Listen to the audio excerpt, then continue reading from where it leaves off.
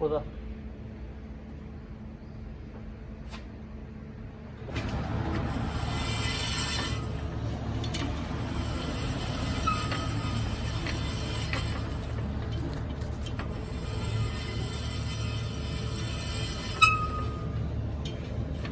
まあそこが当たってない。ま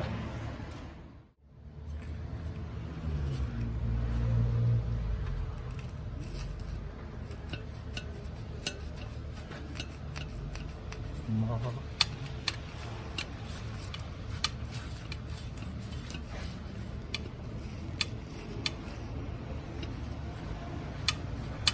全然変わっちゃった。うん。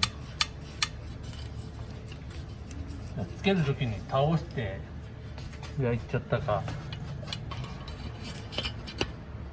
そこよりもこっち直接入れちゃった方がいい。っ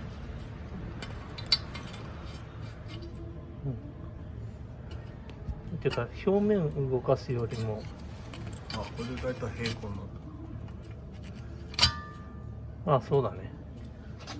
上はどうだかわかんないです。いや上は全然空いてるから。